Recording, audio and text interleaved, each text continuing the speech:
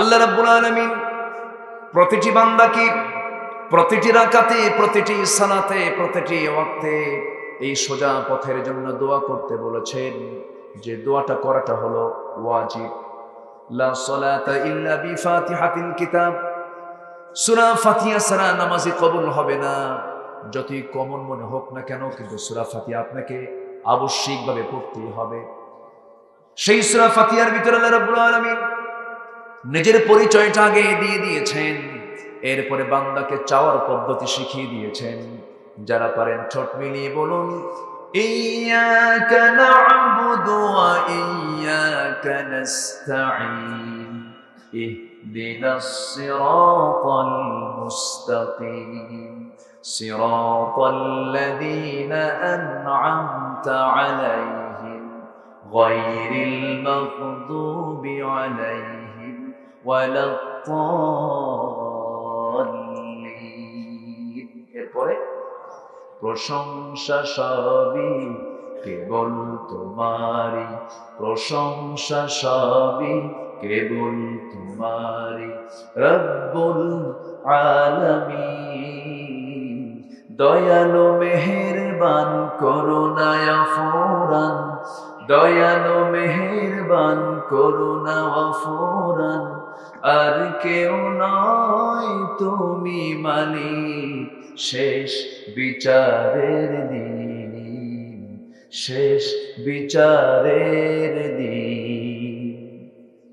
বিচারের দিনের মালিক কে? আসতে বলবেন না কে? অতএব বিচারক তো পৃথিবীর কেউ না, মূলত আসল বিচারক তিনি কে? আহকামুল হাকিমিন তিনি কে? আল্লাহ তাআলা। তার কাছে আমরা চাবো, তার কাছে বলবো আল্লাহ সোজা পথ দাও। কি পথ দাও? সোজা পথ, স্ট্রেট পথ। সরল পথ কাকে বলে? দুই বিন্দু, দুই দিকে ফোঁটা দিয়ে দুই বিন্দু এক রেখা দিয়ে টান মারলি এটা কি বাঁকা না সোজা হলো? সোজা হয়ে গেল। আমরা সোজা পথে না বাঁকা পথে? সোজা পথে যাবো আমরা। তাহলে জান্নাত আমরা খুঁজে পাবো। সেই সোজা পথের নাম তো অন্য কিছু নয়, সেই সোজা পথের নাম হলো ইসলাম। জোরে বলেন, তার নাম কি? আরো জোরে। দুঃখ লাগে আমার দেশের মানুষ, শুধু আমার দেশ না, গোটা পৃথিবীর অধিকাংশ মানুষের যদি চেতনা আজকে ধর্মের প্রাধান্য থাকতো, ধরেন হিন্দু ভাইরা হিন্দু ধর্মকে যদি প্রাধান্য দিতেন জীবন চলার পথে, খ্রিস্টান ভাইরা খ্রিস্ট ধর্মকে যদি প্রাধান্য দিতেন জীবন চলার পথে, বৌদ্ধ ভাইরা যদি বৌদ্ধ ধর্মকে প্রাধান্য দিতেন জীবন চলার পথে, আজকে গোটা পৃথিবীতে কোনো অশান্তি থাকতো না। কোন ধর্ম মিথ্যা কথা বলে, মিথ্যা কথা বলতে বলে? কোন ধর্ম হানাহানি, মারামারি, খুন, ধর্ষণ, চাঁদাবাজি করতে বলে? তাহলে এখান থেকে প্রমাণ হলো গোটা পৃথিবীর অধিকাংশ মানুষ ধর্মের কাজ করে না করে না? আসতে কোন কেন? করে কি করে না? কই করে? অধিকাংশ মানুষ করে না। যদি করত তাহলে আজকে এই চিত্র হতো না। আমি কথাটা একটু বোঝার চেষ্টা করেন। আমরা মানি ধর্মটাকে, কিন্তু ধর্মটাকে মানি আমরা আবশ্যিকভাবে নয়, গুরুত্ব দিয়ে নয়, পরিপূর্ণরূপে নয়। আজকে যদি আমরা আমাদের দিন ইসলামকে পরিপূর্ণরূপে গ্রহণ করতাম, আজকে কি অশান্তি থাকতো? আজকে অশান্তি থাকতো? মসজিদে জুতা চোর যায় না? মুসল্লিয়া ঢোকার সময় জুতা নিয়ে ঢোকে না জুতা থুয়ে ঢোকে? তাহলে মসজিদের টেনশন আছে না নাই? সেজদার দিকে নজর না জুতার দিকে নজর? বলেন কিসের দিকে নজর? বাজারে গেলে সাইকেল দেখে একবার বাজার করে, সাইকেল দেখে একবার বাজার করে। হঠাৎ করে যদি সাইকেল দেখে মিস হয়, সাইকেল নিয়ে। আমি কি ভুল বলতেছি? কেন? তাহলে কি আমরা ধর্ম পরিপূর্ণরূপে মেনে চলি? মেনে চলি? বলেন বলেন বলেন বলেন। আমার দেশের মানুষ বেশি না চোর বেশি? হ্যাঁ, সবচেয়ে বড় চোর কে? বলেন সবচেয়ে বড় চোর কে? না মাস্টার, এখন বলেন মানুষ বেশি না চোর বেশি? এই তাহলে আমরা কোথায় প্র্যাকটিস করি? সম্মানিত ভাইয়েরা, একটু কান লাগান, একটু মনোযোগ দিয়ে শুনুন। আজকে গোটা পৃথিবীর অধিকাংশ হিন্দুরা তাদের হিন্দুত্বকে বাদ দিয়ে, মানে আমাদের নিজস্ব ধর্ম, সব ধর্মের মানুষই ধর্ম বাদ দিয়ে আমাদের সবচেয়ে বড় ধর্ম হয়ে গেছে রাজনৈতিক দল। হিন্দু তার হিন্দুত্ব বাদ দিতে রাজি আছে, খ্রিস্টান তার খ্রিস্টানি বাদ দিতে রাজি আছে, বৌদ্ধতার বৌদ্ধত্ব ছাড়তে রাজি আছে, মুসলমান তার ইসলাম ছাড়তে রাজি আছে, কিন্তু রাজনৈতিক দল ছাড়তে রাজি নয়। এরকম আছে না নাই? কিন্তু না, সব ছাড়বো, কিন্তু ইসলাম নিয়ে কোনো আপিল কেউ করলে এটা ছেড়ে দেওয়া যাবে। আমার কথা বোঝা যায়? তাহলে আমরা চলবো বাঁকা পথে না সোজা পথে? আস্তে বাঁকা পথে না সোজা পথে? সোজা পথে। আল্লাহ দাঁড়াতে বলছেন, দেখেন কি সুন্দর করে আল্লাহ রাব্বুল আলামিন বলেন, ফাআকিম ওয়াজহাকা লিদ-দীন হানিফান ফিতরাতাল্লাহিল্লাতী ফাতারান-নাস আলাইহা লা তাবদীলা লিখালকিল্লাহ যালিকাদ-দীনুল কাইয়্যিম ওয়ালাকিন্না আকসারান-নাসি লা ইয়ালামুন। জোরে বলি আল্লাহু আকবার। তুমি তোমার চেহারা কি আল্লাহমুখী করে নাও, একনিষ্ঠভাবে আল্লাহর দ্বীন ইসলামকে গ্রহণ করে নাও। আল্লাহর দ্বীনের কোনো পরিবর্তন হবে না। আল্লাহর দ্বীনকে তুমি ইখলাসের সাথে গ্রহণ করে নাও। এই ক্ষেত্রে কোনো কন্ডিশন করতে যেও না। আমার দেশে এমন হাজি আছেন, এমন মুসল্লি আছেন, হজ করেন প্রত্যেক বছর, নামাজ পড়েন 5 ওয়াক্ত, মসজিদে গিয়ে তাকবীরুল্লাহর সাথে আবার সুদেরও কারবার করেন। এরকম তো লোক নাই। আসতে বলবেন না, আছে না নাই? এখন আমি যদি এই সমস্ত কথাগুলো বলতে যাই, সুদখোর কি ভালো আমার কথায় কি খুশি হবে নাকি? আসতে পান কেন? এই চান্সে কেউ উঠবেন না, কিন্তু উঠলে ভাববো ওটা সুদ খায়। কেউ যাবেন না? বসেন সবাই। আল্লাহি, আল্লাহর কসম করে বলি, আমি কাউকে ইন্ডিকেট করে কোনো ব্যক্তির আক্রোশ নিয়ে আমরা, বিশেষ করে আমি অন্তত কোনো মঞ্চে বসি না। আমি চাই যে আল্লাহ আমাকে যে দায়িত্বটা দিয়েছেন, কথা বলার একটা সুযোগ আল্লাহ পাক আমাকে করে দিয়েছেন, আমি যদি আমার কথার পরিপূর্ণ হক আদায় না করি, কিয়ামতের দিন আমার জিহ্বা কাটবেন কে? আসতে বলবেন না কে? সেই মামলার বাদী হবেন আপনারা। মামলার বাদী হয়ে বলবেন যে অমক আসছিল অমক এলাকায় আলোচনা করতে, কিন্তু হক কোনো কথা সে বলতে চায় নাই, হককে সাড়াল করে গেছে। সেই মামলার বাদী আপনি হয়ে মামলা দিবেন, আর আমার জিহ্বা কাটবেন কে? অতএব আমাকে ব্যক্তির চেহারা দেখে কথা বলতে হবে না, আল্লাহর হুকুম দেখে কথা বলতে হবে। কার হুকুম দেখে? অতএব কোরআন যেদিকে যাবে আমরা সেদিকে যাব। কার গায়ে লাগলো আর কার গায়ে লাগলো না দেখার কোনো বিষয় নয়। আমার দেশে এমনও পীর কেবলা আছে, পীর পরিচয় নাম, পীরকে তারা কলঙ্কিত করেছে। পীর পবিত্র শব্দ। শাহজালাল ইয়ামিনী, শাহপরান, শাহ মাকদুম, শাহজালাল হক্কানি পীর ছিলেন। খাজা মঈনুদ্দিন চিশতি রাহমাতুল্লাহ আলাইহি কাশ্মীরে শুয়ে আছেন, রাজা পৃথ্বীরাজের বিরুদ্ধে মোকাবেলা করেছেন। ঘোড়ার পিঠে চড়ে হাতে তরবারি নিয়ে গোটা ভারতবর্ষে ইসলামকে কায়েম করেছেন। তারা ছিলেন পীর। আর আমার দেশের কিছু পীর সাহেবের দরবারে গিয়ে বলা হয়, হুজুর একটু মদের ফ্যাক্টরি দোয়া করে আসেন, আল্লাহ তুমি মদের ফ্যাক্টরিতে বরকত দাও। আছে না নাই? না, এগুলো করব না আমরা। আমরা বাঁকা পথ না সোজা পথ? মদ খাওয়া কি কইলে? আরো জোরে। বিড়ি খাওয়া ডান হাতে না বাম হাতে? বলেন কোন হাতে বিড়ি খাওয়া যায়? বাম হাতে না ডান হাতে? তাহলে আমার প্রশ্নের হিকমত টের পেয়েছেন? আচ্ছা, আমাদেরকে অনেকে প্রশ্ন করে, হুজুর বিড়ি খাওয়া কি, মানে উনি জায়েজ করার চেষ্টায় আছেন না? ডাক্তার যেটা ডিসঅ্যালাউ করে, ইসলামও সেটা ডিসঅ্যালাউ করে। যেটা আপনার শরীরের জন্য ক্ষতিকর সেটাই হারাম। সেটাই কি? হারাম। ইসলাম সেগুলোকে হারাম করেছে যেটা ব্যক্তির কল্যাণের জন্য আসে না। আমার কথা কি বোঝা গেল? হারাম মানে কিন্তু আমরা বুঝি কি, মানে হারাম শব্দটা শুনে আমরা ভাবি যে এটা আল্লাহ মানা করছে এই জন্য আমরা করি না, কিন্তু না, যেটাই হারাম সেটাই অকল্যাণ। সেটা কি? অকল্যাণ। আর যেটাই হালাল সেটাই বান্দার জন্য কল্যাণ। জোরে বলি সুবহানাল্লাহ। মদ খাওয়া কেন হারাম হতো? অনেকে যুক্তি দেবেন, হুজুর মদের মধ্যে তো ওই আঙ্গুরই আছে, আঙ্গুরের রসটা আছে, একটু পচায় খায়, এরকম যুক্তি আছে না? বলেন তো, একটু পচায় খায়, তো এটা আবার হারাম হলো কেন? এটা খাইলে কি এমন একটু মজা পাওয়া যায়, মনে হয় রাজা হয়ে গেছে, এরকম আছে না নাই? গাঁজা খায় কি হয়? রাজা হয়ে যায়। গাঁজা তো বেহেশতেরই গাছ। যেরকম নাউজুবিল্লাহ। মুরব্বী কোথায়? আচ্ছা আচ্ছা, কষ্ট পাচ্ছেন আপনারা? আমি কি আলোচনা চালাবো? জোরে বলি ইনশাআল্লাহ। আপনি বসেন, সবাই বসেন। আমি কাউকে আজকে যেতে দেব না। কেন জানেন? আমি অনেক আগে আসছি, আমি উঠতে চাইছি অনেক আগে, আমাকে দেরিতে উঠাই দিচ্ছেন, দোষ আপনাদের। অতএব আমি আজকে দেরিতে শেষ করব, থাকতেই হবে, যেতে দেব না। রাজি আছেন সবাই? দেখা যাক, জোরে বলি ইনশাআল্লাহ। তাহলে মদ খাওয়া কি? কিন্তু মদের মধ্যে তো আঙ্গুরই আছে। কি আছে? আঙ্গুর, আঙ্গুরের রস দিয়ে তো মদ বানায়। আচ্ছা, কিন্তু পচায় দেয়, তাই না? আচ্ছা, মাটি যদি কাদা হয়, সেই কাদা যদি আপনার গায়ে মারে, আপনি কি মরবেন? আপনি কি মারা যাবেন? কিন্তু ওই কাদা যদি পাকায়া, রোদে শুকায়া যদি শক্ত করে মাথায় মারে, বাঁচবেন না মরবেন? তাহলে কাদা কাদা অবস্থায় মারলে পরে ওর জীবন হানির কোনো আশঙ্কা নেই, কিন্তু ওটাকে যদি ইট বানান, তখন কি বাঁচবে না মরবে? অতএব আল্লাহ যে খাদ্য যে প্রক্রিয়ায় খেতে বলেছেন, সেই প্রক্রিয়ায় খেতে হবে। উল্টা কায়দায় খেলেই ওটা হারাম হবে। কার কথা? আসতে বলবেন না, কার কথা? আজকে করোনায় সবচেয়ে বেশি আক্রান্ত হয়েছে চীন। চীনের মানুষ পানির চাইতে মদ বেশি খায়।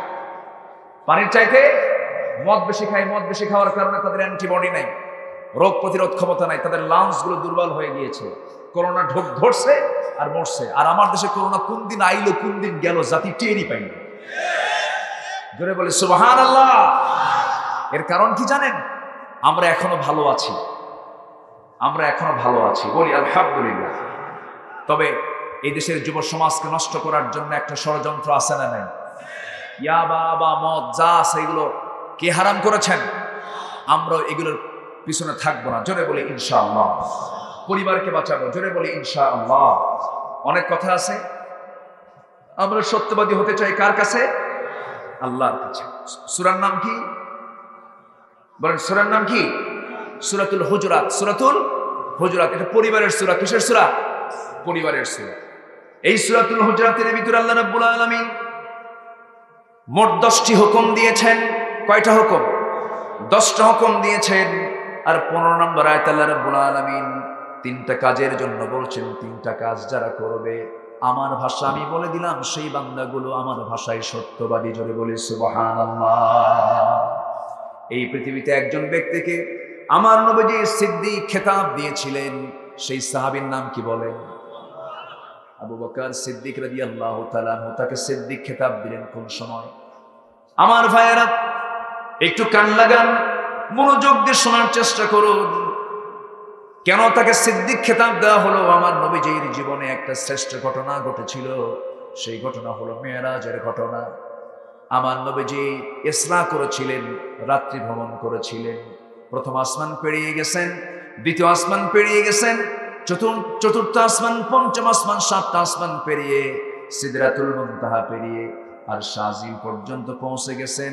জান্নাত দেখেছেন, জাহান্নাম দেখেছেন, আল্লাহর সঙ্গে দিদার নসিব হয়েছে। 27 বছর কাটিয়ে দিয়েছেন। আমার নবীর হায়াত ছিল কত বছর বলেন? 63 বছর 9 ঘন্টা। আর তার সঙ্গে 27 বছর প্লাস করলে 90 বছর 9 ঘন্টা হয়ে যায়। এই 27টি বছর তিনি মেরাজের সময় কাটিয়েছিলেন। দুনিয়ার টাইমে মাত্র সময় গেছে 29 সেকেন্ড। আমার নবীজিকে আল্লাহ রাব্বুল আলামিন আর শাজিম পর্যন্ত দেখায়া দিলেন। কারণ আমার আল্লাহর পরিচয় হলো আলহামদুলিল্লাহি রাব্বিল আলামিন। আর আমার নবীর পরিচয় হলো ওয়ামা আরসালনাকা ইল্লা রাহমাতাল লিল আলামিন। আমার আল্লাহ হলেন গোটা, এটাই ছিল একমাত্র যানবাহন। মরুভূমির জাহাজ হিসাবে উটকে ব্যবহার করত। সেই সময় আর শাজিম পর্যন্ত চলে যাওয়া মানে কি বিশাল ব্যাপার। এই সংবাদ নিয়ে আমার নবীজি মক্কায় ঢুকেই বলছেন, আবু বকর, আমি গত রাত্রিতে বাইতুল মুকাদ্দাস গেছিলাম, আর শাজিম গেছিলাম, জান্নাত দেখেছি, জাহান্নাম দেখেছি। আবু বকর, তোমার কি বিশ্বাস হয়? সাইয়েদনা আবু বকর একটু চিন্তাও করলেন না, একটু আশঙ্কাও করলেন না। একটু সংকোচ করলেন না, একদম চট করে সঙ্গে সঙ্গে বলেন, ইয়া রাসূলুল্লাহ, আপনি আমাকে সন্দেহ করছেন? আল্লাহর কসম, সূর্যোদয় যেমন সত্য, আপনার মেরাজ তেমনই সত্য। আমার নবীজি তাকে বুকে জড়ায় ধরলেন, বুকে জড়িয়ে ধরে বললেন, আবু বকর, আজকে তুমি আমাকে যে পরিমাণ অবিচল আস্থার কথা প্রমাণ করে দিলে আমার সামনে, আজকে থেকে তোমার নাম শুধু আবু বকর নয়, তোমার নাম হয়ে গেল আবু বকর সিদ্দিক। এই জন্য আল্লাহর প্রতি ঈমান আনবো আমরা চিন্তা সৃষ্টি করে নয়, শর্ত দিয়ে নয়, আমরা আল্লাহকে চিন্তা মুক্ত মনে করে, যুক্তি মুক্ত মনে করে আমরা আল্লাহকে প্রতি ঈমান আনবো। রাজি আছেন? যুক্তি দিয়ে আল্লাহকে পাওয়া যাবে? কোন যুক্তি তর্ক দিয়ে আল্লাহকে পাওয়া যাবে না। আমরা আল্লাহকে খুঁজে নিয়েছি দলিল দিয়া। কি দিয়া? দলিল দিয়া। কষ্ট পাচ্ছেন নাকি আপনারা? দুই একজন করে উঠতে চাচ্ছেন, কি করি? এত রাতে কি ওয়াজ হয়? এই ওঠো কেন বাবা, বসো। আমি কি চালাবো আলোচনা? চালাবো। যদি কেউ একটু উঠতে নেয়, একটু টান দিয়ে বসায় দিবেন। রাজি আছেন সবাই? বলবেন কনে যাও, বলবেন কি কি কি বলবেন? কনে যাও গেদা বলবেন। বসো। হ্যাঁ, ঠিক আছে না? আমি পারছি না, ভাষা পারছি না আপনারটা। জি, কনে যাও গেদা, বসো। জি, বসো। হ্যাঁ, বসো না, বসো। হ্যাঁ, ঠিক আছে। আপনাদের ভাষার সাথে আমার খুব হৃদয়ের একটা টান আছে, বলি আলহামদুলিল্লাহ। আমি বগুড়াকে ভালো পারি বলতে। কত যে ভাষা আছে পৃথিবীতে আল্লাহই জানে। এই তো গত পরশুদিন কক্সবাজার ছিলাম, ওদের ভাষা তো খুব সহি, তাই না? খুব সহি ভাষা না? নোয়াখালী আরো জটিল, খুব জটিল ভাষা। ওরা শব্দের শেষে, সব শব্দের শেষে কেন লাগে। বছর 15 আগে এক মাহফিলে গেলাম, আমি বসলাম ঘরে, একজন এসে বলতেছে, হুজুর ভালো আছেন কেন? আমি কই ভালো আছি কেন, এটা কোনো প্রশ্ন হলো নাকি? আমি ভালো থাকবো না? কিছুক্ষণ পর আবার বলে, হুজুর ভাত খাবেন কেন? দাওয়াত দিয়ে যদি প্রশ্ন করে ভাত খাবেন কেন, এ তো না খেয়ে মরার উপায়। কিছুক্ষণ পরে বলে, হুজুর আমার জন্য দোয়া করবেন কেন? তখন বুঝতেছে, হ্যাঁ এদের ভাষাই হলো কেন। এরা শেষে কেন শব্দটা লাগায় না। এটা একটা ওদের ভাষার গহনা, ভাষা গহনা। সিরাজগঞ্জেও যে নাই তা না, সিরাজগঞ্জেও একটা শব্দের শেষে দেখবেন হয়তো কোনো একটা টান আছে। নাটোরে একটা টান আছে, বগুড়াও একটা আলাদা টান আছে। বহুদিন আগে আমি গিয়েছিলাম দক্ষিণবঙ্গে, আমাকে বলা হলো, না না বাতাস না, বসে, আমাকে বলা হলো, হুজুর গোটা দেশেইতে চলেন, উত্তরবঙ্গের এমন একটা বাক্য বলবেন যেটা আমরা বুঝবো।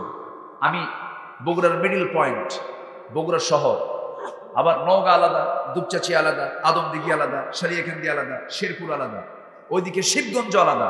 বগুড়ার ঠিক মূল শহরের রিক্সাওয়ালার একটা বাক্য আমি রেডি করে বললাম, কে রে তুই আলুতে আলু ওয়াক্কেলি আলু।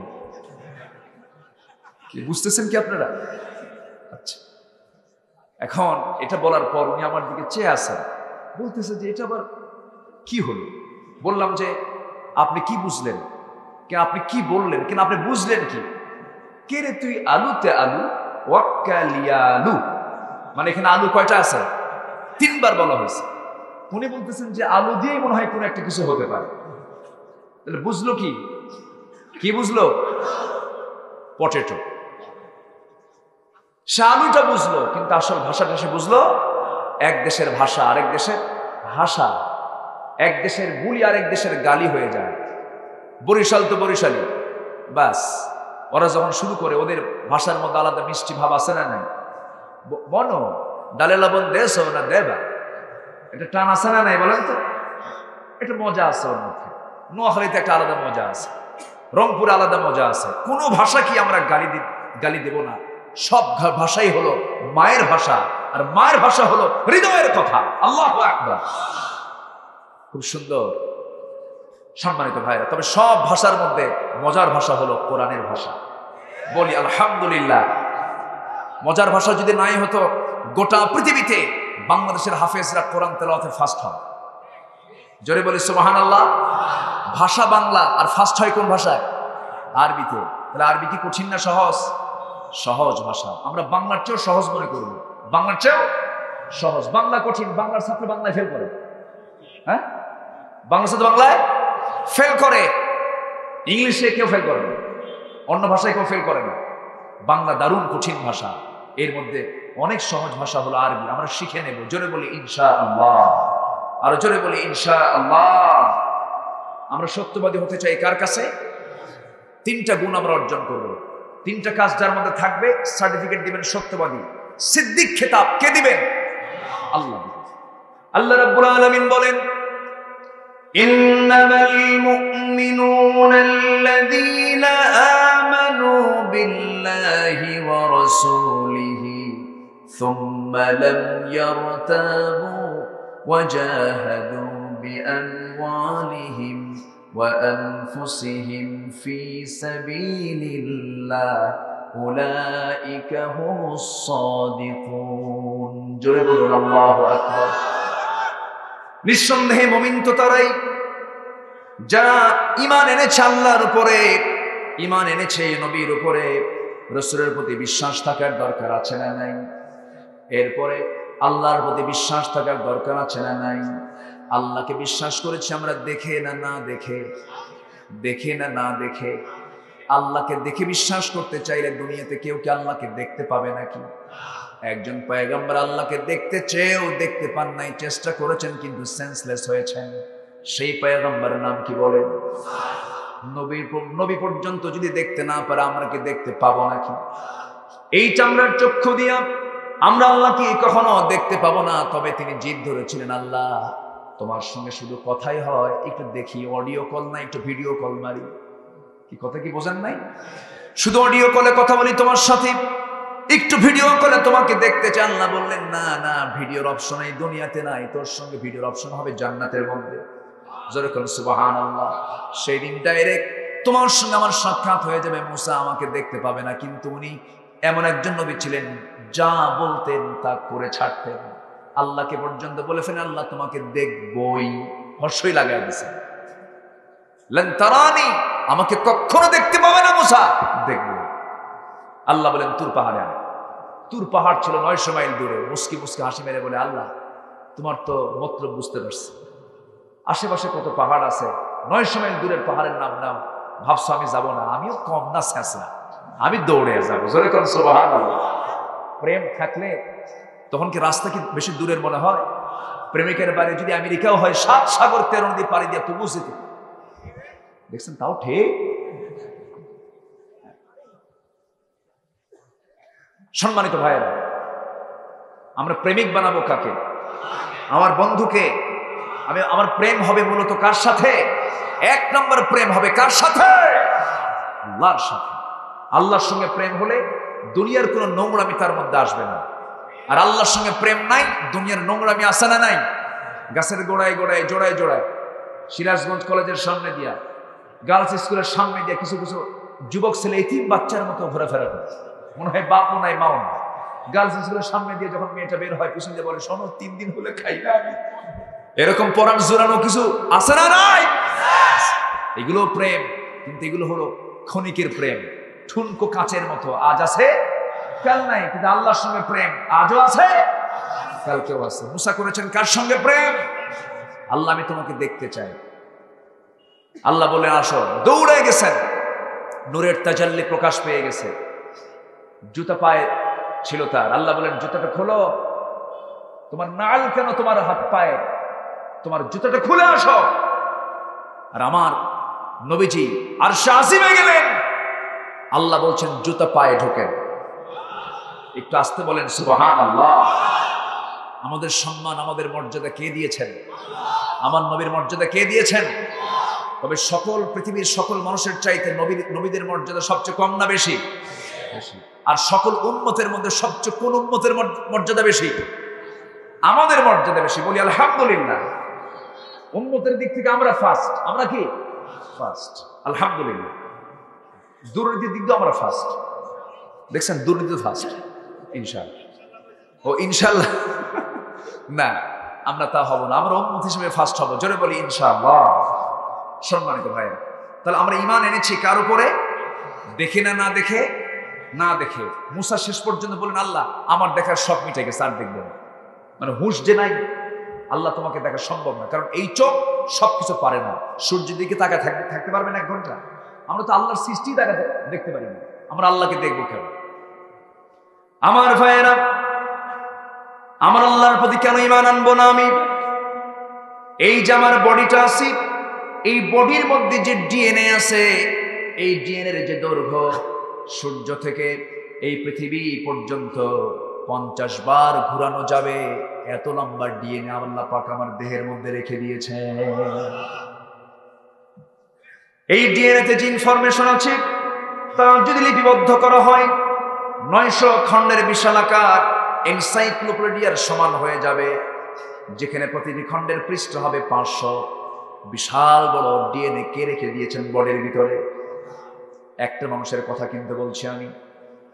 আমাদের দেহে যে মোট যে তথ্যগুলো বললাম, এ শুধু চামড়ার নিচের অংশ, চামড়ার উপরের অংশকে সুন্দর করে বানিয়েছেন কে বলেন? এইভাবেই যদি দুনিয়াতে আমরা, এই দুনিয়াতে আল্লাহ রাব্বুল আলামিন চামড়ার যদি আবরণ না দিয়ে যদি দুনিয়াতে পাঠানো হতো, বেকায়দা হয়ে যেত। আল্লাহ রাব্বুল আলামিন শুধু ব্লাডের যে ভেসেল দিয়েছেন, সেই ভেসেল হলো 42 বিলিয়ন, যা 97,000 কিলোমিটার লম্বা। যেরকম সুবহানাল্লাহ, কত হাজার কিলোমিটার? 97,000 কিলোমিটার ব্লাড ভেসেলের মানে দৈর্ঘ্য। আল্লাহু আকবার বলেন। সম্মানিত ভাইয়েরা, একটা হেডফোন, এক হাত হেডফোন যদি অতি যত্ন করেও রেখে দিই পকেটের মধ্যে, পরে কি ঠিক থাকে না? প্যাঁচ লাগে। কি ঠিক থাকে না? প্যাঁচ লাগে, প্যাঁচ লেগে যায়। আর আল্লাহ আমার দেহের মধ্যে 97,000 কিলোমিটার ব্লাড ভেসেল রেখেছেন, একটার সঙ্গে আরেকটার কখনো প্যাঁচ লাগে না। যেরকম সুবহানাল্লাহ। ঈমান আনবো কার উপরে? কার উপরে? আল্লাহর উপরে। মাঝখানে আমার একটা অসুস্থতা এসেছিল, একটা মশা, যে মশা কামড়ালে খুব বেকায়দা, সে মশার নাম কি? ডেঙ্গু। ঢাকায় যারা থাকে তারা এটার আতঙ্কে থাকে। তো আমাকে কামড় দিয়েছিল, মারাত্মক জ্বর, টেস্ট করতে যায়, প্লাটিন লেভেল শুধু কমতে থাকে। এই সেলগুলো আল্লাহ পাক কত সূক্ষ্ম করে বানিয়েছেন। আল্লাহ তাআলা প্রত্যেকের বডিতে অ্যান্টিবডি দিয়েছেন, রোগ প্রতিরোধ ক্ষমতা দিয়েছেন। যখন তার কোনো প্রবলেম হয়, আল্লাহ তাআলা শরীরের মধ্যে ওষুধ পয়দা করে তাকে সুস্থ করে দেন। কিছু কিছু রোগের কোনো ঔষধই নেই। করোনার কোনো ওষুধ আছে? ওষুধ আছে? ওষুধ কে রেখে দিয়েছেন বডিতে? এই বডিতে ওষুধ কে রেখে দিয়েছেন? আল্লাহ রেখে দিয়েছেন। অসংখ্য রোগ, অসংখ্য জীবাণু চোখ মুখের সামনে দিয়ে ঘোরাফেরা করে। আমাকে বাঁচান কে? ঈমান আনবো কার উপরে? জীবাণু দেখা যায়, বাতাস দেখা যায়, বিদ্যুৎ দেখা যায়, তা আল্লাহর সৃষ্টিতে দেখা যায় না। তুমি আল্লাহকে দেখতে চাও কেন? আল্লাহকে দেখবো আমরা জান্নাতের মধ্যে। জোরে বলে ইনশাআল্লাহ, আরো জোরে বলে ইনশাআল্লাহ। আমরা কয়টা কাজ করবো? বলেন কয়টা কাজ? আর সূরা হুজুরাতের মধ্যে আছে 10টা হুকুম। কয়টা হুকুম? 10টা হুকুম। এই 3টা বিষয় আর 10টা হুকুম আমরা আজকে শিখে যাব। রাজি আছেন তো সবাই? আচ্ছা আমার ভাইয়েরা, নাম্বার 1 হলো ঈমান টানবো আল্লাহর উপরে। আল্লাহর উপর ঈমান টানলে পরে, নবীর প্রতি ঈমান টানলে পরে জান্নাতের পথ আমার আপনার জন্য ক্লিয়ার হয়ে যাবে। আমি ঈমান আনলাম না, আমি দান করলাম, কাম হবে না। আমি ঈমান আনলাম না, আমি সুন্দর করে কথা বললাম, কোনো কাজ হবে না। আমি ঈমান আনলাম না, আমি জনগণের জন্য অনেক কল্যাণমূলক কাজ করলাম, কোনো কাজ হবে না। বিল গেটসের নাম সবাই শুনেছেন মনে হয়। এই বিল গেটস গোটা দুনিয়ার সবচেয়ে বড় ধনী। তার অর্ধেক সম্পদ সে জনগণের পিছনে, জনকল্যাণের জন্য খরচ করে ফেলেছে। সবকিছু দিয়ে দিয়েছে। এত কিছু দান করার পরেও তার কি ঈমান আছে নাকি? তার কোনো প্রাপ্তি আল্লাহর কাছে আছে নাকি? কিন্তু ঈমান যদি থেকে যেত, এই দান তাকে জান্নাতের মধ্যে নিয়ে যেত। কিন্তু ঈমান নাই, তার কোনো মূল্য নাই। এই জন্য আমাদের 1 নাম্বার পুঁজি হলো আমরা ঈমান আনবো কার উপরে? আসতে বলবেন না, কার উপরে? আল্লাহর উপর ঈমান আনতে হবে। ঈমান না আনলে পরে জাহান্নাম যেতে হবে। একদিন মূসা আলাইহিস সালাম আল্লাহকে বলছেন, আল্লাহ একটা প্রশ্ন করতে চাই। কি প্রশ্ন? তুমি আমাদেরকে বানালা, এত মানুষকে তুমি এই পৃথিবীতে বানিয়ে পাঠালে, সমস্ত বান্দাগুলো তুমি বানায়া আবার কিছু বান্দাকে তুমি জাহান্নাম দিবা, তোমার মধ্যে কি দয়া মায়া নাই নাকি? সঙ্গে সঙ্গে আল্লাহ বলছেন, মূসা তুমি আমাকে যুক্তিতে হারাতে চাও, তুমি আমাকে যুক্তিতে হারাতে চাও। আমি বান্দাকে বানাইছি, আমি বান্দাকে জাহান্নামে দেব, হ্যাঁ তোমার যুক্তি তো এটা মারাত্মক যুক্তি, এটা কেমন করে হলো? যখন মুসা আল্লাহকে প্রশ্ন করছেন তোমার মধ্যে কি মায়া দয়া নাই, আল্লাহ বলছেন মুসা এটার জবাব মুখ দিয়ে শুধু বললে হবে না, তোমাকে প্র্যাকটিক্যাল বুঝাই দিতে হবে, থিওরিক্যাল দিলে হবে না, তোমাকে প্র্যাকটিক্যাল বুঝাই দিচ্ছি। এরপর আল্লাহ বললেন মুসা এই মুহূর্তে তুমি কিছু গমের বীজ নিয়ে নাও, কিছু গমের কি বলে বীজ বলে না কি বলে দানা, কিছু গমের দানা হাতের মধ্যে নিয়ে নাও, হাতের মধ্যে নিয়ে জমিতে এটাকে ছিটায় দাও, গমের আবাদ করো, গম ছিটায় দাও, গম হয়ে গেল। এলাকায় গম হয়তো নাকি? গম যখন ছিটায় দেওয়া হলো, গম ধীরে ধীরে উদ্ভিদ আকারে বড় হতে লাগলো। গমের আবাদ যখন হয়ে গেল, পেকে গেল, ম্যাচিউরড হয়ে গেল, যখন পেকে গেল সেই সময় মুসা আলাইহিস সালাতু ওয়াস সালাম নিজে কাঁচি দিয়ে কেটে কেটে গমগুলো নিয়ে চলে আসছেন। নাড়াগুলো থেকে গেল, আবার কিছু গম জমিতেই থেকে গেল। সব গম কি নিয়ে আসা সম্ভব নাকি? নিয়ে আসা সম্ভব নয়। যারা গমের আবাদ করেন তারা বুঝতে পারবেন। যখন তিনি বাড়িতে সবগুলো গম নিয়ে আসেন, কিছু গম জমিতে থেকে গেল, নাড়াগুলো থেকে গেল, আগুন দিয়ে জ্বালায়া দিলেন। আগুন দিয়ে জ্বালায়া দেওয়ার সঙ্গে সঙ্গে আল্লাহ বলছেন মুসা তুমি নিজে আবাদ করে আবার সে আবাদে তুমি আগুন দিয়ে জ্বালায়া দিলা কেন? এবার বলছে আল্লাহ যে গমগুলোতে আমি আগুন দিয়ে জ্বালায়া দিয়েছি সেই গমের কোনো কাজ নাই, সেই গাছের কোনো কাজ নাই, অকাজের জিনিসগুলোকে আগুন দিয়ে জ্বালায় দিয়েছি, যেগুলো গম, যেগুলো কাজের গম সেগুলো বাড়িতে নিয়ে আসছি। আল্লাহ সঙ্গে সঙ্গে বলছেন ও আমার মুসা শোনো, যেগুলো আমার কাজের বান্দা, যেগুলো আমার কাজ করেছে, আমার প্রতি যারা ঈমান এনেছে তাদেরকে আমি সুন্দর সুন্দর জান্নাত দিয়ে দেব। আর যে সমস্ত কাজ বান্দাগুলো আমার কাজের বান্দা নয় সেই সমস্ত অকাজের বান্দাগুলোকে আগুনে জ্বালায়া জাহান্নামে ঢুকায় ফেলবে। কি আমার কথা কি বোঝা গেল? আমরা অকাজের বান্দা হব না কাজের বান্দা হব? অকাজের বান্দা না কাজের বান্দা? কাজের বান্দা আমাকে আপনাকে হতে হবে। এক নম্বর কাজ হলো আমাকে ঈমান আনতে হবে আল্লাহর উপরে।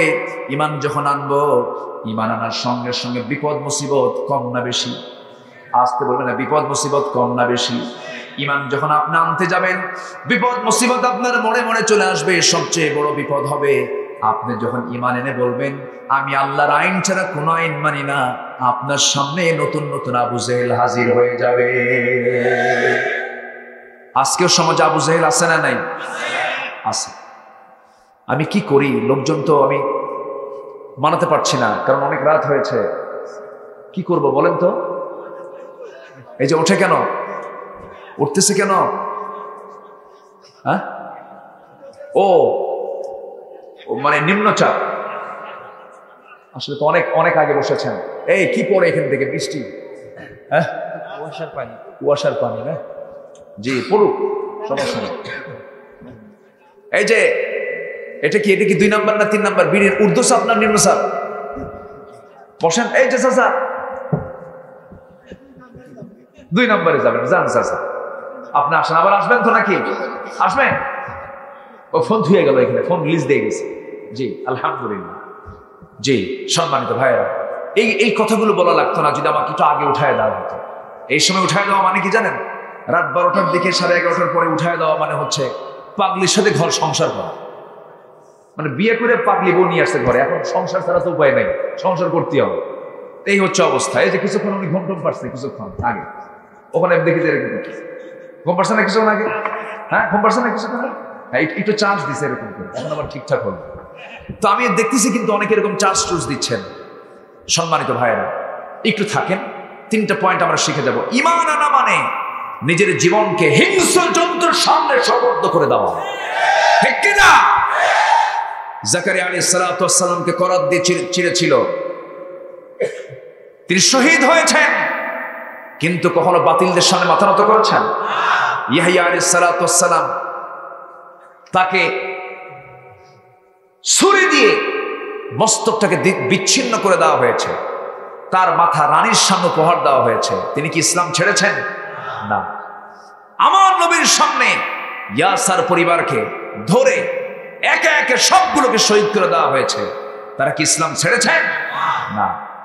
সম্মানিত ভাইয়েরা, সম্মানিত বন্ধুগণ, ইতিহাস এমনই, যে ব্যক্তি সত্যিকার অর্থে ঈমান আনবে তার কোনোদিন সামনের দিনগুলো আরামের দিন হবে না, ঠিক কিনা? সম্মানিত ভাইয়েরা, সম্মানিত বন্ধুগণ, ঈমান এনেছিলেন বলেই, ঈমানের সত্যের কথা প্রচার করেছেন বলেই পৃথিবীর সবচেয়ে সরল মানুষ, সাদা মনের মানুষ, হাসি মুখের মানুষ মুহাম্মদ সাল্লাল্লাহু আলাইহি ওয়াসাল্লাম নিজের বাড়িতে টিকতে পেরেছেন? নিজের বাড়িতে থাকতে পেরেছেন? পারেন নাই। শুধুমাত্র সঠিক ঈমান এনে সেই ঈমানের দাওয়াত যখন দিতে গেছেন, আবু জেহেলরা সহ্য করতে পারে নাই। আজকেও আপনি সঠিক ঈমান এনে সঠিক ঈমানের কাজ করুন, আপনিও ঠিক মতো বাড়িতে থাকতে পারবেন না। ঠিক কিনা? আমার ভাইয়েরা, ঈমান আনা মানে মুসিবত বিপদ নিত্যদিনের সঙ্গী হয়ে যাওয়া। আমার নবীজি 40 বছর পর্যন্ত সবার কাছে ভালো ছিলেন, কিন্তু 40 বছর পর নবুয়ত যখন পেলেন, যখন তিনি বললেন আশহাদু আল্লা ইলাহা ইল্লাল্লাহু ওয়াহদাহু লা শারীকা লাহু ওয়া আশহাদু আন্না মুহাম্মাদান আবদুহু ওয়া রাসূলুহু, এই সাক্ষ্য যখন দিয়ে দিলেন, এই সাক্ষ্য দেওয়ার সঙ্গে সঙ্গে ঘরের ভিতর থেকে প্রথমে তার আপন চাচা আবু লাহাব, গ্রামের চাচা না, নিজের ঘরের চাচা, নিজের আপন চাচা, নিজের বাবার ভাই আবু লাহাব সঙ্গে সঙ্গে বলে ফেললো, মুহাম্মদ তুই আমার বাপ দাদার ধর্মে চুনকালি মেরে দিলি, না না তোর ধ্বংস হয়ে যাক। আমার ভাইরা, যে আবু লাহাব রাসূলকে ধ্বংস কামনা করলো, সে আল্লাহ তাআলা সে আবু লাহাবের জন্য একটা গজবের সূরা দিয়ে দিলেন। আল্লাহ কখনো সহ্য হয় নাই, আমার আল্লাহ তাআলা সঙ্গে সঙ্গে পাল্টা জবাব দিয়ে দিয়েছেন। সঙ্গে সঙ্গে পাল্টা জবাব জানিয়ে দিয়ে বলছেন, হে রাসূল, আপনাকে যে আবু লাহাব গালি দিল, আমি তার বিরুদ্ধে তার নামে একটা সূরা নাজিল করে দিলাম, রহমতের না গজবে? রহমতের না গজবে? ঠিক আজকের সমাজেও যদি কোন ব্যক্তির মুখ থেকে আমার আল্লাহর বিরুদ্ধে, নবীর বিরুদ্ধে একটা কথা বের হয়ে আসে, আমরাও তাদেরকে নাম ধরেই গালি দেব। ঠিক কিনা? রাসূলকে যারা গালমন্দ করে, রাসূলকে নিয়ে যারা বাজে উক্তি করে, রাসূলকে নিয়ে যারা কটু কথা বলে, এরা কি বুদ্ধিজীবী? এরা কি বুদ্ধিজীবী হতে পারে? এরকম কিছু কুলাঙ্গার আমার দেশে আছে না নাই? আসতে বলবেন না, আছে না নাই? এই জাতীয় লোকদের মুখ থেকে বের হয় এদেশের আবহমান কাল ধরে চলে আসা লোকসঙ্গীত, যাত্রা, নাটক, থিয়েটার, এগুলো চলে আসতেছিল শতাব্দীর পর শতাব্দী ধরে। এগুলো আজকে হারিয়ে যাবার পথে। এই হারিয়ে যাবার পথে সবচেয়ে বড় বাধা নাকি তাদের কাছে ওয়াজ মাহফিল। যারা ওয়াজ মাহফিলকে বাধা মনে করে, এরা টাটকা মুনাফিক।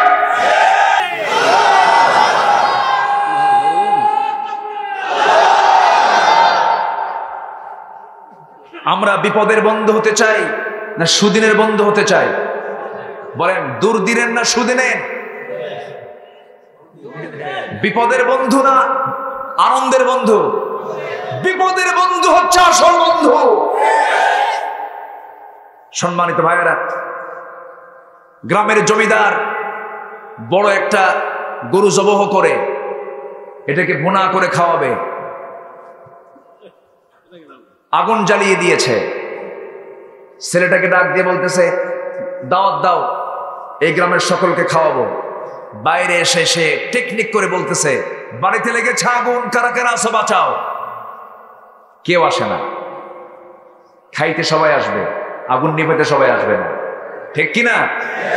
সংখ্যায় খুব কম হয়ে গেছে। বাড়িওয়ালা তার ছেলেকে লক্ষ্য করে বলছে, এত লোক কম কেন? এত বড় আয়োজন, লোক কেন এত কম হয়েছে? বাবা, এরাই হচ্ছে আমাদের প্রকৃত বন্ধু। ডাক দিয়েছে আগুনের, কিন্তু এসে দেখে খাবার আয়োজন।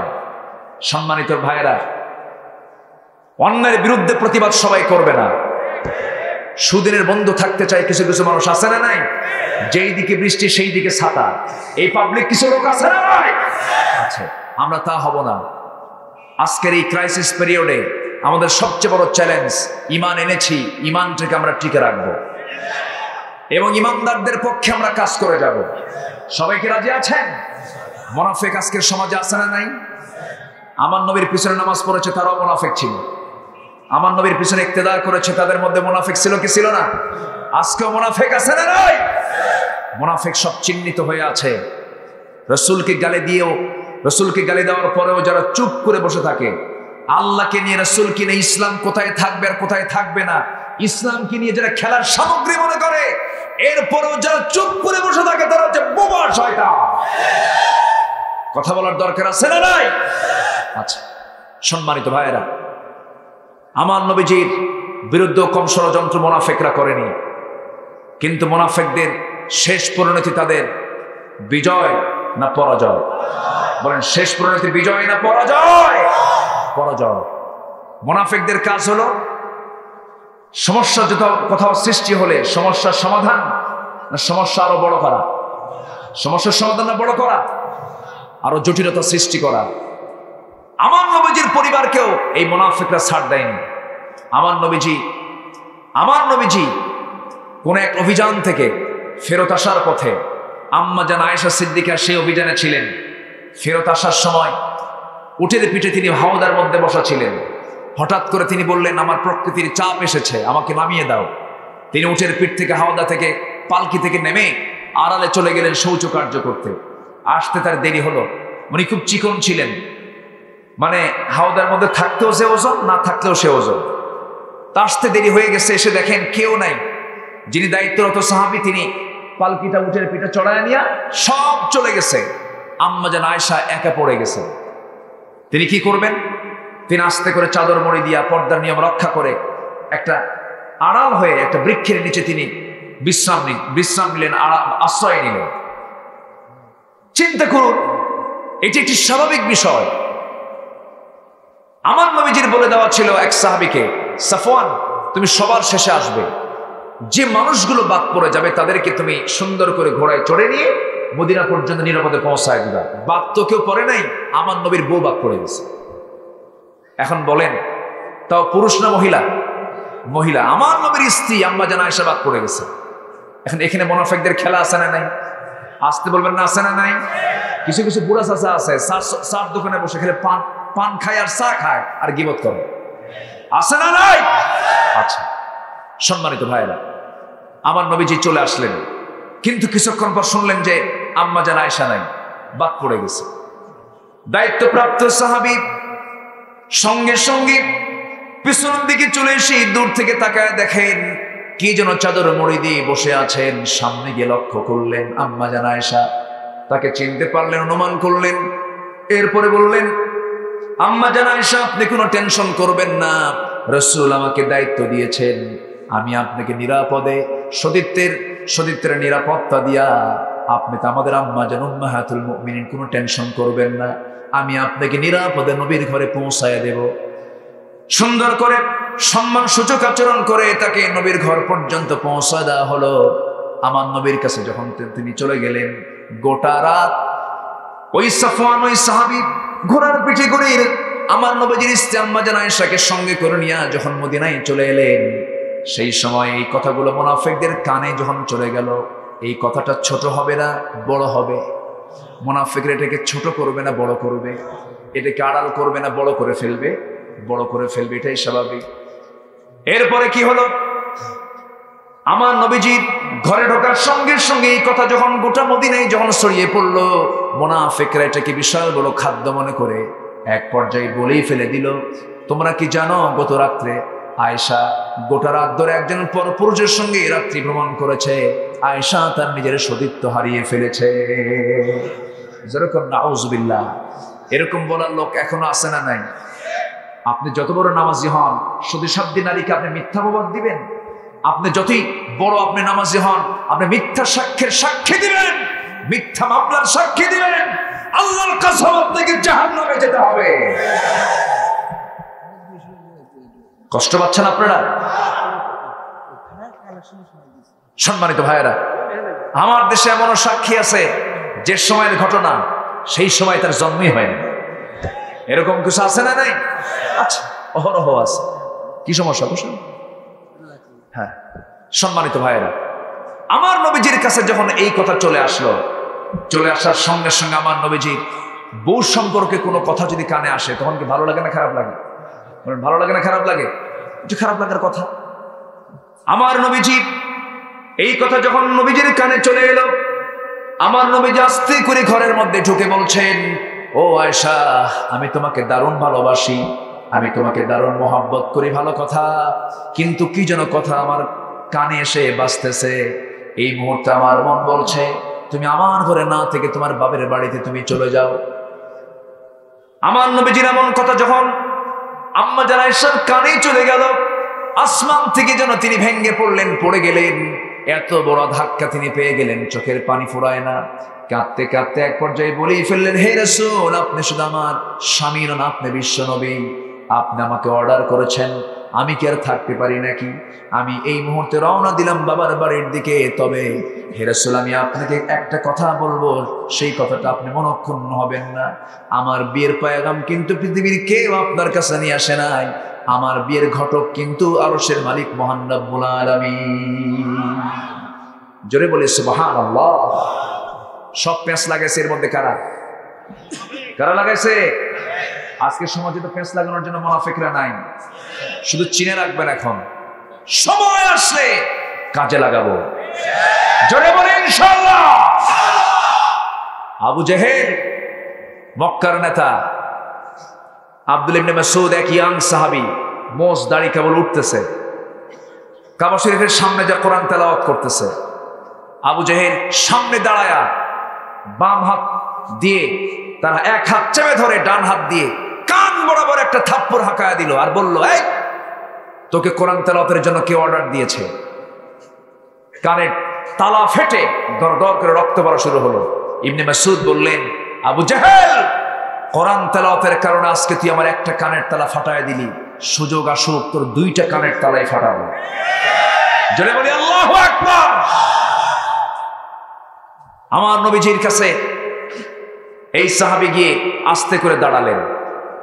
নবীজির সামনে দাঁড়ানোর সঙ্গে সঙ্গে আমার নবীজি তার কানে রক্ত দেখে বলছেন, ইবনে মাসউদ, তোমার কানে রক্ত কেন, কি হয়েছে? হুজুর, সুন্দর করে কোরআন তেলাওয়াত করেছি, এই কারণে আজকে আবু জেহেল আমার কানে রক্ত বের করে দিয়েছে। আমি তো আবু জেহেলকে একটা সত্য কথা বলে দিয়েছি। কি কথা বলেছো বলো? আমি বলেছি, তুই আজকে আমার একটা কান অচল করে দিলি, সুযোগ আসলে আমি তোর দুইটা কানি অচল করে দেব। সঙ্গে সঙ্গে আমার নবীজি হাত উঁচু করে বলছেন, আল্লাহ, আমার এই মাজলুম ইবনে মাসউদের নেক মাকসুদকে তুমি আল্লাহ দয়া করে কবুল আর মঞ্জুর করে না। আবু জেহেল মরছে তার হাতেই শেষে। অনেক লম্বা কথা। জুলুম দিয়ে টেকা যায় না, নেফাকতা দিয়ে টেকা যায় না, কুফরি দিয়ে টেকা যায় না, জুলুম দিয়ে টেকা যায় না, ঈমান নিয়ে টেকা যায়। আমরা ঈমান নিয়ে টিকবো। জোরে বলি ইনশাআল্লাহ। আমরা কি নিয়ে টিকবো? ঈমান নিয়ে। আমরা সত্যবাদী হতে চাই। কয়টা গুণ অর্জন করবো আমরা? 3টা গুণ অর্জন করবো। এগুলো কি শুরু করবো না একটু পরে? হ্যাঁ, চালাবো, আলোচনা চালাবো না শেষ করে দেবো? হ্যাঁ, চালাবো। জোরে বলি ইনশাআল্লাহ। আরো জোরে বলি ইনশাআল্লাহ। আমি খুবই খুশি যে একটা লোকের কোনো নড়াচড়া নেই। বলি আলহামদুলিল্লাহ। আমার ভাইয়েরা, আবু জেহেলের পতন হতে সময় লাগে নাই, খুব বেশি দিন লাগে নাই। জালিমরা, মুনাফিকরা কখনো টিকসই হতে পারে না। আল্লাহ জালিমদেরকে বরদাস্ত করতে পারেন না। আমার নবীজি পাঠিয়ে দিলেন তার স্ত্রী আম্মা জান আয়েশাকে। কোথায়? কার বাড়ি? বাপের বাড়ি। কি একটা বউকে মানায়? বউকে মানায় বাপের বাড়ি না স্বামীর বাড়ি? চলে গেলেন কার বাড়ি?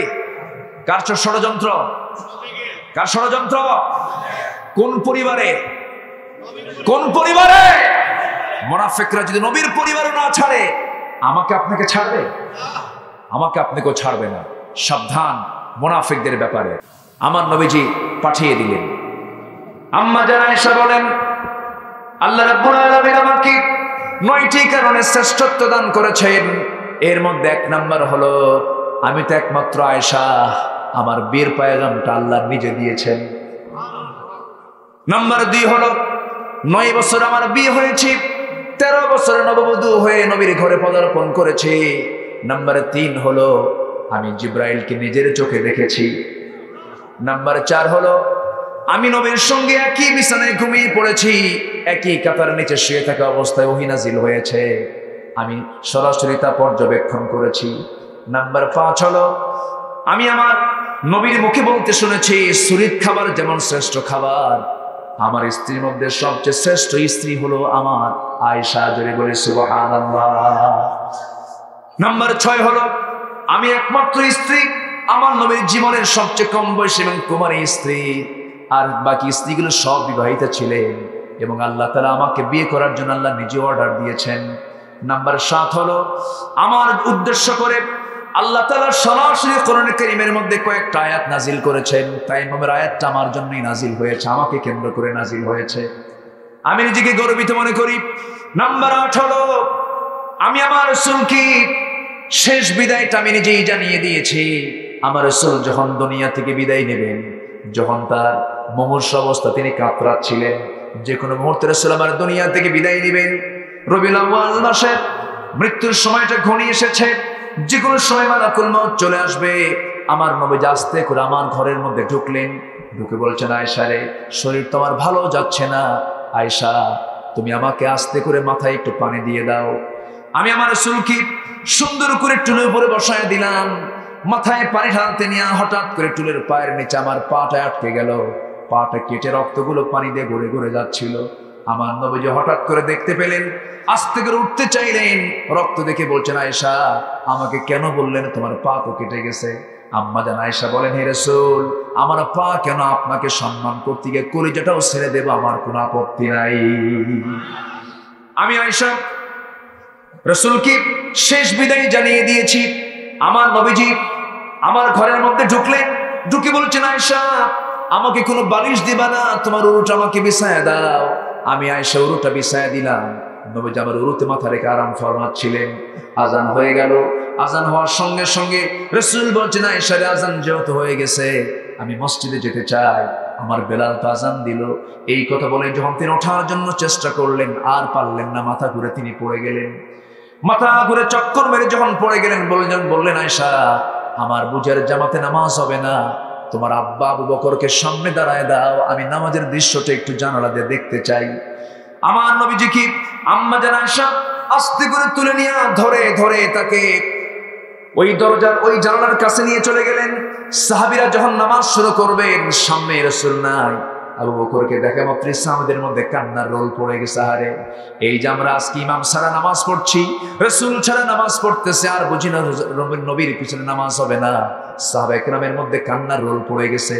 সাহাবীরা রুকু করেন, সিজদা দেন। আমার নবীজি সেই দৃশ্যগুলো দেখছিলেন, আর চোখের কোনা বেয়ে টপ টপ করে পানি পড়ে দাড়ি মোবারক ভিজে যাচ্ছিল। আম্মা জান আয়েশা সেই দাড়ি সেই পানিগুলো আস্তে করে মুছে মুছে দিচ্ছেন, গালের পানিগুলো, চোখের পানিগুলো মুছে মুছে দিচ্ছেন, আর বারবার বলছেন, ইয়া রাসূলুল্লাহ আপনি কেন এমনটা করছেন? আপনার উম্মতরা, আপনার সাহাবীরা তো নামাজ আদায় করছে, আপনি কেন কান্নাকাটি করছেন? আমার রাসূল বলছেন, আয়েশা রে, আমার যে চোখের পানি আজকে তুমি বের হতে দেখতেছো, মানুষ কান্না করে দুই কারণে, একটা হলো চরম আনন্দের সময়, আর একটা হচ্ছে চরম দুঃখের সময়। আজকের এই চোখের পানিটা আমার চরম দুঃখের নয়, আজকের পানি তুমি দেখতে পেতেছো, এটা আমার চরম আনন্দের পানি। জোরে বলি সুবহানাল্লাহ। এই যে আমার সাহাবীরা আজকে জামাতে জামাতে নামাজ পড়তেছে, আজকে আমার সাহাবীরা কত সুন্দর করে জামাতে নামাজ কায়েম হওয়ার পরে নামাজ পড়তেছে। এই নামাজের জন্য তায়েফের মানুষ আমাকে মেরেছে, ওহুদের ময়দানে আমার দাঁতগুলো ভেঙে দিয়েছে, আমার আম্মারকে মারতে মারতে রক্তাক্ত করেছে, আমার ইয়াসারকে মারতে মারতে মুরগি রানের মতো দুই টুকরা করে শহীদ করে দিয়েছে। সেই কষ্টের নামাজ আজকে রাষ্ট্রীয় পর্যায়ে কায়েম হয়ে গেছে, এই জন্য আমি কাঁদতেছি। ওরে আয়েশা আমাকে সহায় দাও। আমার নবী আবার শুয়ে পড়লেন, শুয়ে পড়ার পরে বলছেন, ওরে আয়েশা আমাকে একটা মিসওয়াক এনে দিতে পারবে নাকি? তিনি উঠতে পারলেন না। তার ভাইকে ডাক দিয়ে বলছেন, ভাই আব্দুর রহমান একটা মিসওয়াক এনে দাও। মিসওয়াক এনে দেওয়া হলো।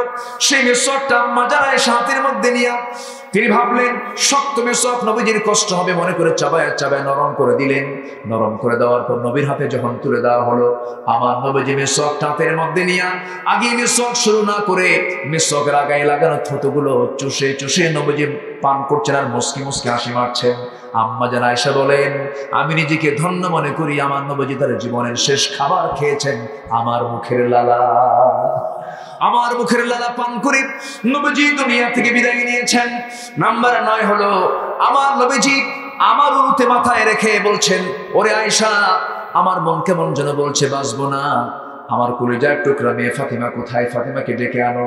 ফাতিমাকে ডাকার কথা যখন বলা হলো, দরজা খোলা হলো। দরজা খোলার সঙ্গে সঙ্গে নবীজি তার দিকে তাকাচ্ছেন, আম্মা জান আয়েশাও ফাতিমার দিকে তাকাচ্ছেন, এইদিকে ফাতিমা নবীজির দিকে তাকাচ্ছেন। চতুর্দিকে কান্নার রল পড়ে গেছে। আম্মা জান আয়েশা লক্ষ্য করে দেখেন, তিনি হাদিসটা বর্ণনা করেন, ফাতিমার কান্না নবীজির দারুণ শেল বেঁধে যাচ্ছে। ফাতিমার চোখের পানি দেখে বলছেন, ফাতিমা তুই কাঁদিস না, তুই আমার কাছে চলে আয়। কানের মধ্যে মুখ ঢুকায় বলছেন, ফাতিমার কান্নার প্রয়োজন নাই, আমার কাছে মালাকুল মউত চলে আসবে, আমি দুনিয়া থেকে বিদায় নিয়ে নেব, আমার বিদায়ের পরে তোমারও বিদায় হয়ে যাবে। ফাতিমা, দুনিয়ার জীবনে তুমি কাছাকাছি ছিলে, আমার মৃত্যুর পরও তুমি আমার কবরেও কাছাকাছি থেকে যাবে। এই কথা যখন বলা হলো, ফাতিমার কান্না বন্ধ হয়ে গেল। ফাতিমার কান্না যখন থেমে গেল, নবীজি তাকে বিদায় দিয়ে দিলেন। দরজার কাছে গেলেন, দরজা খোলার সঙ্গে সঙ্গে ভয় ভীত হয়ে আবার দরজা লাগায় দিলেন। দরজা লাগানোর সঙ্গে সঙ্গে রাসূল বলছেন, ফাতিমা দরজা লাগাও কেন, কি হয়েছে আব্বা? বাইরে কে যেন দাঁড়ানো আছে। সেই দিন মালাকুল মউত একদম সুরত ধারণ করে ফাতিমার সামনে হাজির হয়েছিলেন। দরজা যখন বন্ধ করে দিয়েছেন, রাসূল বলছেন, তুমি কার জন্য দরজা লাগাচ্ছ আব্বা? আসমান জমিন বরাবর চেহারা কে যেন সামনে দাঁড়ানো, ভয় পাচ্ছি। রাসূল বলছেন, তুমি যার ভয়ে দরজা লাগাচ্ছ সে তো দুনিয়ার কোনো মেহমান নয়, তার দরজা লাগানো যা হবে, দরজা খুললেও তা হবে। ওই ফেরেশতার আসার জন্য কোনো দরজার প্রয়োজন হবে না, সময় হয়ে যাবে, আমার জান কবজ হয়ে যাবে। মালাকুল মউত হাজির হয়েছে। ফাতিমা দরজা লাগায় কোনো লাভ নাই রে। আমার নবীজি মৃত্যুর জন্য প্রস্তুতি নিয়ে নিচ্ছেন, এমন সময় মালাকুল মউত দরজায় এসে দাঁড়ায় রাসূলকে লক্ষ্য করে সালাম দিলেন। আমার নবীজির সালামের জবাবটা নিয়ে বলছেন, মালাকুল মউত আসো, তোমার কি আল্লাহর ফয়সালার সিদ্ধান্ত নিয়ে নাও। মালাকুল মউত বলছেন, হুজুর আপনার জান কবজ করতে আসতেছে, আজকে যদি কোনো বেয়াদবি হয়ে যায় আপনি আমারে মাফ করে দিয়ে। আমার নবীজি বলছেন, আল্লাহর কোনো ফয়সালায় কোন প্রকার কোনো কথা বলার সুযোগ নাই, জান কবজের প্রক্রিয়া শুরু করে দাও। নবীর বুকের উপর হাতটা রাখা হলো, রাসূল চিৎকার মারলেন, আবার হাতটা সরাইয়া দিলেন। নবীজি চিৎকার মারলেন, আবার হাতটা সরাইয়া দিলেন। আমার নবীজি বলছেন, ওরে মালাকুল মউত তুমি আমার বুকের উপরে তোমার হাতটা রাখো নাই, মনে হলো উহুদ পাহাড় রেখেছ, মনে হলো আসমান জমিন রেখে দিয়েছ, মনে হলো গোটা দুনিয়ার সব কিছু চাপিয়ে দিয়েছ আমার বুকের উপরে। আজরাইল এত কষ্ট সব আমাকে দিয়ে দাও, কিন্তু মৃত্যুর সময় আমার উম্মতরা এত কষ্ট করবে, আমি তার দিনের নবী মুহাম্মদ হয়ে সইতে পারবো না। যেরকম সুবহানাল্লাহ, আরো যেরকম সুবহানাল্লাহ। মৃত্যুর সময় সবাই আমরা চিন্তা করি ছেলের কথা, মৃত্যুর সময় আমরা সবাই চিন্তা করি মেয়ের কথা, মৃত্যুর সময় আমরা চিন্তা করি বউ বাচ্চা ভাই বোনদের কথা। আর আমার নবীজি চিন্তা করলেন কার কথা? উম্মতের কথা। সে নবীর প্রতি বিশ্বাস আনার দরকার আছে না নাই? ইন্নামাল মুমিনুনা আল্লাযীনা আমানু বিল্লাহি ওয়া রাসূলিহি। জোরে বলুন আল্লাহু আকবার। আমার নবীজি এবার মৃত্যুর ফয়সালা যখন হয়ে যাবে, মালাকুল মউত তার জান কবজটা শুরু করবেন। এমন সময় নবীজি ফাতিমাকে সর্বশেষ একটা শব্দ বলে দিলেন, ফাতিমা শোনো, আমার মনে হয় মৃত্যুর সময়টা ঘনিয়ে এসেছে, আমার উম্মতকে একটা লাস্ট মেসেজ তুমি জানিয়ে দেবে, আমার উম্মতরা যেন 5 ওয়াক্ত নামাজ যেন কখনো না ছেড়ে দেয়। জোরে বলি সুবহানাল্লাহ। সর্বশেষ কথা কি বলেন? বলেন কয় ওয়াক্ত নামাজ? সর্বশেষ কথা কি? 5 ওয়াক্ত নামাজ। আম্মা জান আয়েশা বলেন, আমি নিজেকে ধন্য মনে করি রাসূল তার জীবনের শেষ কথাটা আমার সঙ্গী বলেছেন। এই 9টি কারণে শ্রেষ্ঠত্বের কথা আম্মা জান আয়েশা বলেছেন। সে আম্মা জান আয়েশা কি ওই মুনাফিকের বাচ্চারা বাপের বাড়ি পর্যন্ত পাঠাতে বাধ্য হয়ে গেল। সেই এত বড় ষড়যন্ত্রের জাল যখন তারা বিস্তার করেছিল, কিন্তু মুনাফিকদের সমস্ত জাল বিচ্ছিন্ন করে দেন কে? আসতে বলবেন না কে? আমার নবীজি এখন করলেন কি? কয়েকটা দিন চলে গেল, 40 দিন যখন পার হয়ে গেছে, সরাসরি আয়াত নাজিল হয়ে গেছে। আম্মা জান আয়েশার সার্টিফিকেট আল্লাহ পাক নিজেই দিয়ে দিচ্ছেন, ইন্নাল্লাযীনা জাউ বিল ইফকি উসবাতুম মিনকুম। আল্লাহ তাআলা সুন্দর করে প্রমাণ স্বরূপ জানায় দিলেন, হে রাসূল, আয়েশার ব্যাপারে যারা এই সমস্ত প্রপাগান্ডাগুলো করেছে সম্পূর্ণ একটা বাবা ছাড়া কিছুই নাই, মিথ্যা কথা। আমার নবীজির আনন্দ দেখে কি? এখন একটা বিষয় এখান থেকে প্রমাণিত হলো, রাসূল কি গায়েব জানতেন? আস্তে কোন কেন? আস্তে কোন কেন? রাসূলকে যা জানাতে হতো তিনি জানতেন, কিন্তু গায়েব রাসূল নিজে জানতেন। গায়েব জানবেন কে? আমার দেশের পীর সাহেবরা কিন্তু গায়েব জানে, জানে না? আবার টিয়া পাখি নিয়ে বসে থাকে সিরাজগঞ্জের মোড়ে, আছে না? নাই? আছে না? এরকম আছে না? পৃথিবীর কোন মানুষ গায়েব জানবে না। গায়েব জানবেন কে? আল্লাহ তাআলা। গায়েবের মালিক কে? আল্লাহ। জি জি জি জি ইনশাআল্লাহ। শিখি মানুষ তো যাবেই, অত রাতে তো আমি দোয়া করে দিই নাকি, আর একটু তো বলবো, কিন্তু কিছু কিছু করে যাচ্ছেন আপনারা, একটু যাবে একটু থাকবে, তাই না? জি জি জি, আল্লাহ তুমি সবাইকে শেষ মোনাজাত করে যাওয়ার তৌফিক দিয়ে দাও। জোরে বলি আল্লাহুম্মা আমিন। আমার ভাইয়েরা, আমার নবীজি যখন আয়াতটা পেলেন, আনন্দ দেখে কে দৌড় মেরে চলে গেলেন শ্বশুর বাড়ি। কার বাড়ি? গিয়ে ডাকতেছেন, আয়েশা, আয়েশা, হুমায়রা কোথায়, তাড়াতাড়ি আসো। কিন্তু হুমায়রা আয়েশা কথা বলে না, তিনি লুকিয়ে আছেন, অভিমান করে আছেন। মেয়েদের বাঁকা ভাব আছে না নাই? আস্তে কোন কেন ভাই, মানে কিছুই বোঝেন না আপনারা। মেয়েদের বাঁকা ভাব আছে না নাই? বাঁকা যদি সোজা করতে যান তাহলে কি হয়? ভেঙ্গে যায়, তাই না? ভেঙ্গে যায়। রাসূল বলেছেন মেয়েদের বাঁকা একটা ভাব আছে, এটাকে আপনি সোজা করতে যাবেন, ভেঙ্গে যাবে না। ওদের সঙ্গে জিদ ধরে আমরা পারবো না, জিদের খেলায় ওরাই কিন্তু ফার্স্ট, ঠিক কিনা বলেন? জিদের ক্ষেত্রে ওরা কি ফার্স্ট। এক্ষেত্রে ছাড় দিতে হবে স্বামীকে না স্ত্রীকে? দেখছেন অনেকে মনে মনে কয় বউকে, এরকম চিন্তা করতেছেন নাকি? আমার রাসূল চলে গেলেন, চলে যাওয়ার পর আস্তে করে ডাক দিচ্ছেন, আসে না। সামনে পেলেন, আয়েশা, তোমার জন্য আল্লাহর আয়াত নাজিল হয়ে গেছে। জোরে করুন সুবহানাল্লাহ। আম্মা যারা আয়েশা বলতেছেন যে আমি ইব্রাহিমের আল্লাহর প্রশংসা করি। কার আল্লাহ? বলেন কার আল্লাহ?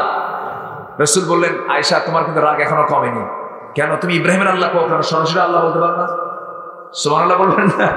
রাগটাও ছিল কত ব্যালেন্স, কত স্বাভাবিক রাগ তিনি করেছেন, বুঝাচ্ছেন আমি একটু রাগ করে আছি। রাসূল সুন্দর করে হুমায়রা বলে, হো ও লাল টুকটুকে মহিলা, আসো। মেয়েদেরকে একটু প্রশংসা করলে বেজার হয় না খুশি হয়? বেজার হয় না খুশি হয়? হয়তো আজকে আপনার বউটা খুব রাগ করছে, ব্যাগ ট্যাগ ভরায় বলতেছে সংসার করবোই না, তালাক দে। এরকম মহিলা আছে না নেই? দে তালাক, থাকলাম না। এরকম মহিলা আছে না নেই? সেটা নাই বলা হয়, আছে। হয়তো খুব রাগ করছে, এদিকে 4-5টা ছেলে মেয়েও আছে, এখন কি করবেন আপনি? খুব রাগ, শেষ পর্যন্ত ব্যাগ হাতিয়ে নিচে যাচ্ছেই চলে, পিছনে আস্তে করে বলবেন, ময়না, কি কথা কি বুঝলেন? দেখবেন যে ঠান্ডা হয়ে গেছে। তুমি কি চাও? আগামীকালকে আমি তোমার জন্য ঢাকা যাব, আপন জুয়েলার্স থেকে তোমার জন্য পেটা স্বর্ণের 2 ভরি একটা চেন আনবো, আর তোমার জন্য ইসলামপুর থেকে 2 জোড়া জুতা আনবো এবং সুন্দর টাঙ্গাইলের শাড়ি আনবো। দেখবেন যে ব্যাগ পড়ে গেছে, ঠিক কিনা বলেন? পরে কিচ্ছু আনবেন না, দিবেন না, গুনাহ হবে না। কি কথা কি বোঝা গেল? এখন এটা কিন্তু হায়ার অ্যান্টিবায়োটিক, এটা জীবনে 2-1 বার হতে পারে, ঘন ঘন দিলে কিন্তু রোগী বাঁচবে না। এটা জীবনে 2-1 বার হতে পারে, কিন্তু ঘন ঘন এটা দেওয়া যাবে না। আল্লাহ রাসূলকে দিয়ে কি না করার নাই, সব কিছু শিখিয়েছেন। আল্লাহ তুমি আমাদের রাসূলের প্রতি ঈমান আনার তৌফিক দিয়ে দাও, আল্লাহর প্রতি ঈমান আনার তৌফিক দিয়ে দাও। রব্বানা যালামনা আনফুসানা ওয়া ইল্লাম তাগফির লানা ওয়া তারহামনা লানাকুনান্না মিনাল খাসিরিন। গভীর রাত, নিঝুম রাত, ঝিমানো রাত্রিতে চাঁদের মতো হাজারো মুসলমান নরনারীকে নিয়ে তোমার কালামে 2টি আয়াতকে সামনে রেখে সত্যবাদী কারা, সত্যবাদী হওয়ার জন্য কি কি গুণ লাগে এই বিষয়ে কিছু কথা বলার চেষ্টা করেছি। গুনার বোঝা মাথায় নিয়ে কাঙ্গাল ভিখারির মতো 2টো হাত পেতে আছে। আল্লাহ গুনার দিকে নজর দিও না, বান্দা মনে করে তামাম জীবনের সমস্ত গুনাহগুলোকে মাফ করে দাও।